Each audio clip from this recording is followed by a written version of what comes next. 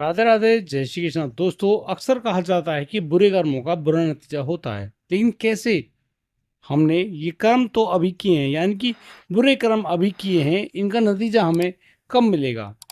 लेकिन शायद आप ये इस बात को भूल जाते हैं कि यहाँ भगवान के लिए कहा जाता है, देर है पर अंधेर नहीं। भगवान के घर में देर है लेकिन अंधेर नहीं। दोस्तों, ये कर्मों का जो नतीजा है, ये तो आपको ही भुगतना पड़ेगा, चाहे इसके लिए आपको 10, 20 या 30 जन्म क्यों ना लेने पड़े। दरअसल हमारे पास एक महिला आती हैं, नाम है जसप्रीत कौर। उम्र लगभग 42 साल है। जसप्रीत कौर, उनको शरीर में कुछ ऐसी समस्या है, इनको हमेशा बड़ा कष्ट बना रहता है। इनके शरीर में कष्ट इतना है, बहुत ज़्यादा, यानी कि ये ना ठीक ढंग से चल सकती हैं ना फिर सकती हैं।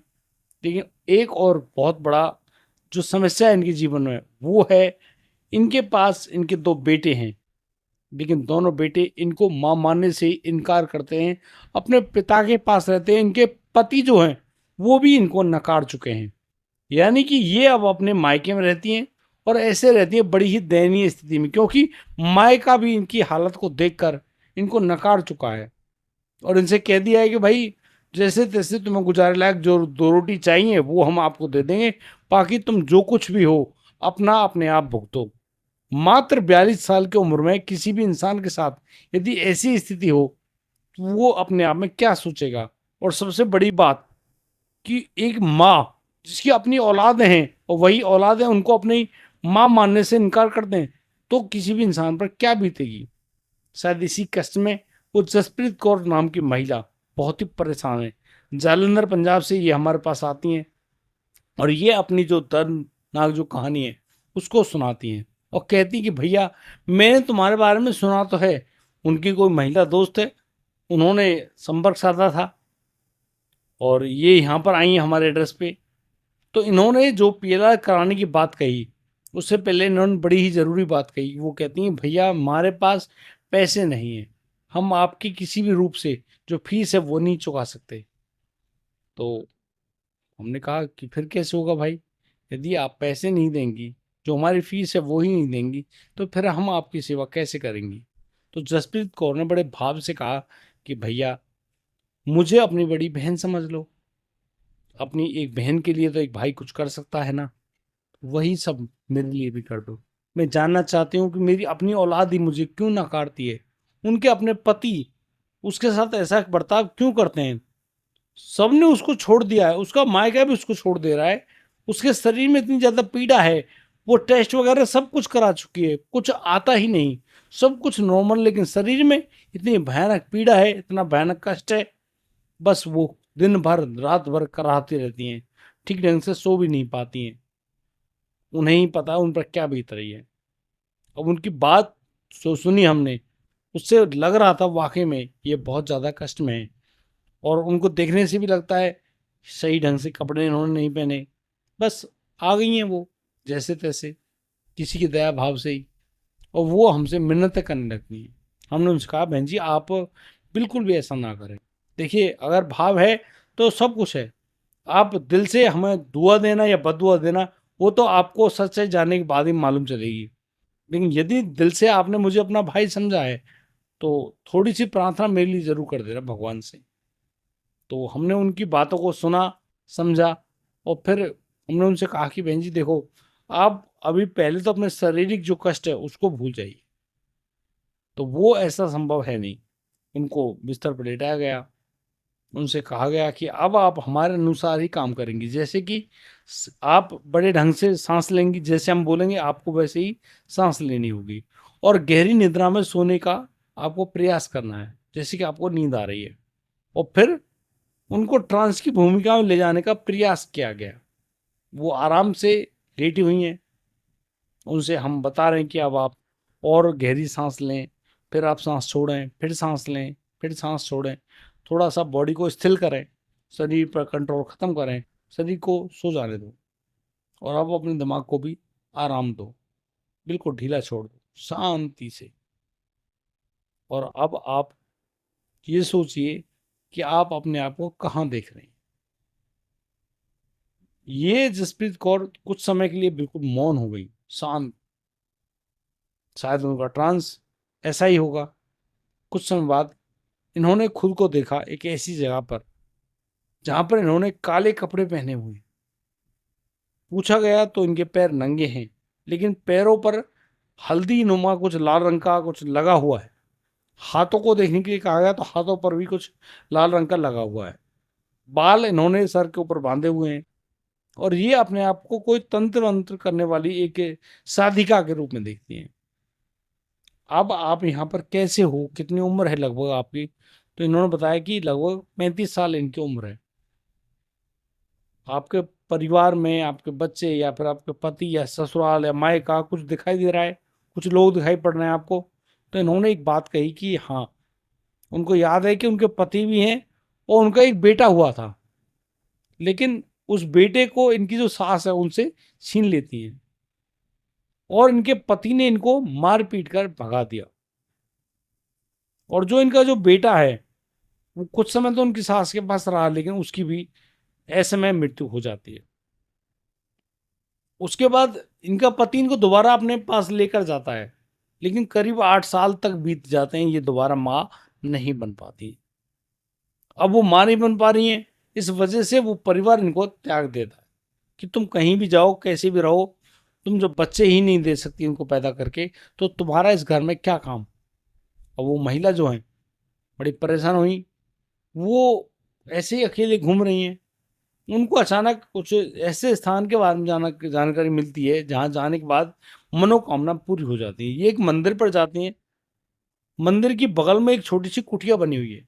वहाँ पर जाने के बाद इनको मालूम चलता है कि कोई तांत्रिक बाबा हैं जो तंत्र विद्या करते हैं।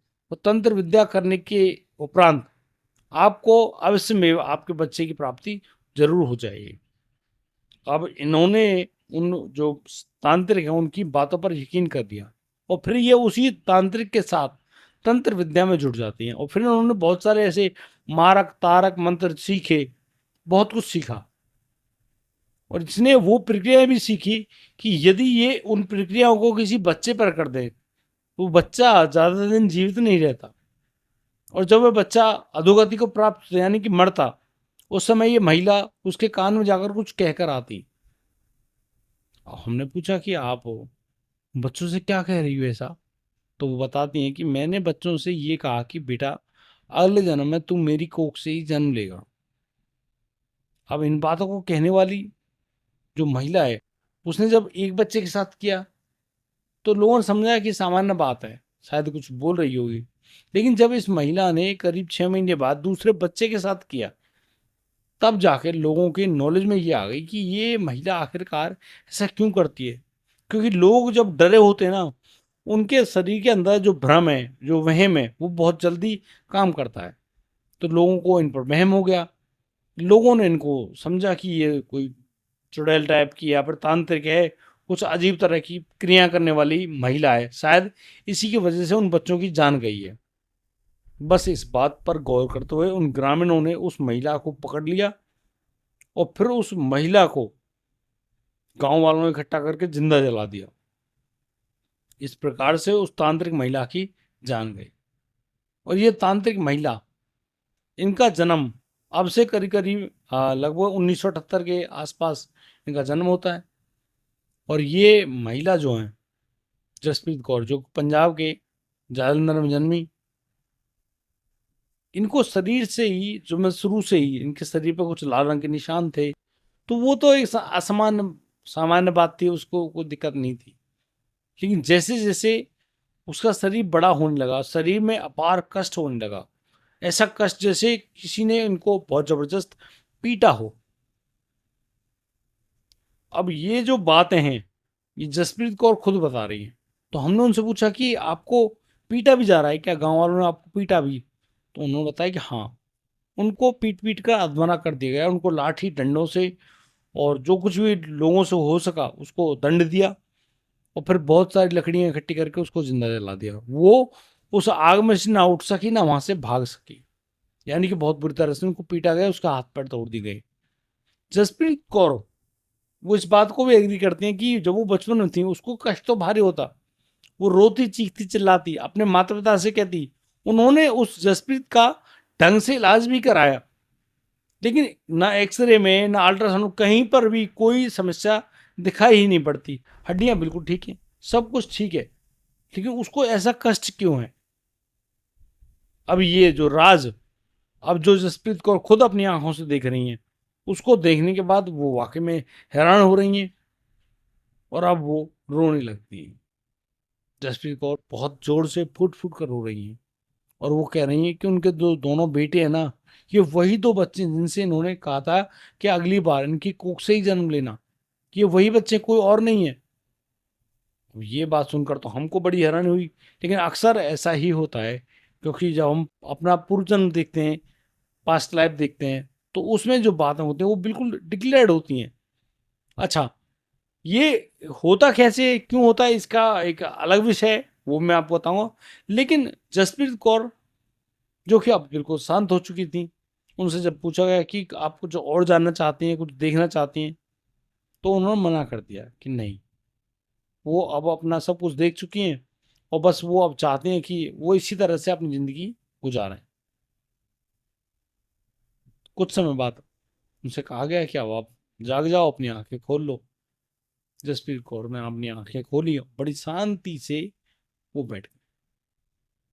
अब जब नंबर आता है काउंसलिंग का, क्योंकि वार्तालाप होना बहुत ज़रूरी है, हालांकि वीडियो रिकॉर्डिंग, ऑडियो रिकॉर्डिंग सब कुछ करते हैं, लेकिन ये बहुत लंबा समय खींचने वाला होता है।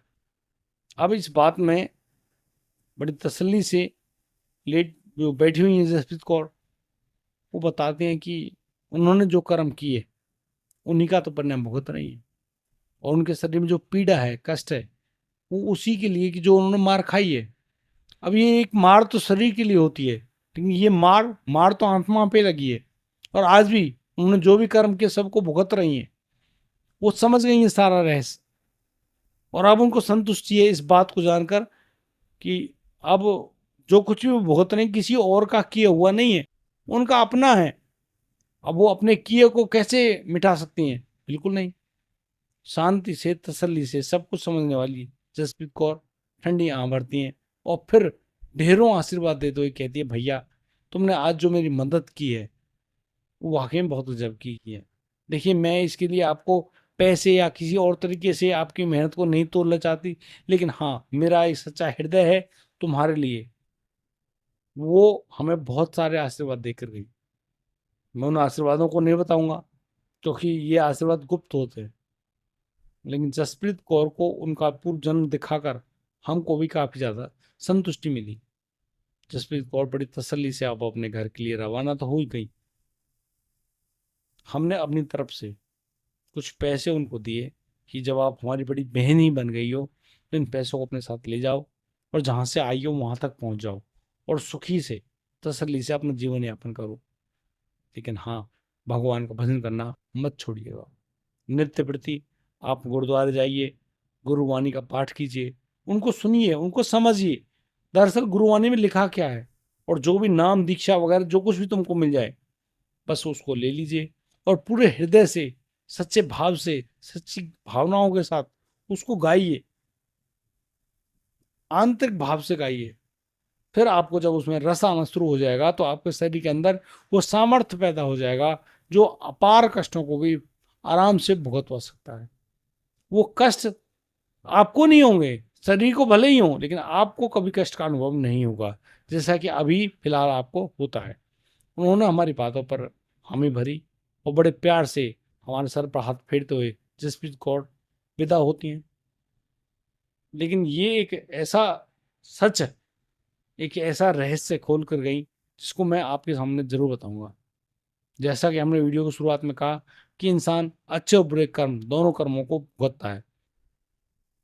उनको तुम्हारे सामने आने में समय जरूर लग सकता है। भगवान घर कहा जाता है ना, भगवान के घर देर है अंधेर नहीं। तो ये मिटेंगे नहीं, ये तो आपको भुगतने पड़ेंगे। अवश्य में भुक्तव्यम कृतम कर्म शुभाशुभम। तो जो आपके कर्म है वो तो आपको भुगतने ही पड़ेंगे भाई। आप उनसे मुंह मोड़ लो, मत मोड़ो। आपको उसके लिए 10, 20, 30 जन्म लेने पड़े, आपको आना पड़ेगा और इसी मृत्यु लोक में आना पड़ेगा। देखिए, यदि और शरीरों में गए, पक्षी भी होनी है, पशु भी होनी है, बहुत सारे जलचर हैं, थलचर हैं, बहुत सारी भूमिकाएं, कीड़े मकोड़े, बहुत कुछ है। तो वो तो एक आपके लिए नरक का प्रावधान लिख दिया गया, उसमें तो आप नरक में जाओगे ही। लेकिन जब आप मनुष्य बनोगे तो आप उस समय भी उन्हीं कष्टों को भुगतोगे, लेकिन आपको आज़ादी होगी आपके कर्मों को चुनने की। आप अच्छे या बुरे कर्म दोनों में से कोई भी कर्म चुन सकते हो। आप अच्छे भी कर सकते हो, बुरे भी कर सकते हो, कोई भी कर सकता है। लेकिन क्या उनका परिणाम हमको मिलता है इस जन्म में? मैं कहूँगा शायद नहीं, क्योंकि ये जन्म हमको हमारे पूर्व जन्मों के पुण्य द्वारा मिला है। लेकिन इस जन्म में यदि हमने पाप किए तो आगे मनुष्य होनी बड़ी कष्टदायक होगी। और यदि हमने पाप कर्म ना करके पुण्य कर्म ही किए तो फिर हमको एक उच्च प्रतिष्ठित भागवत परिवार मिलेगा, जहाँ पर हमारी ये जो सेवा है, नाम जप है, जो तपस्या है, वो और आगे बढ़े। दोस्तों आज के लिए सिर्फ इतना ही। अब दीजिए मुझे इजाज़त, लेकिन उससे पहले प्यारा सा कमेंट, वीडियो को लाइक करना और उसको शेयर करना बिल्कुल मत भूलिएगा। राधे राधे, जय श्री कृष्ण।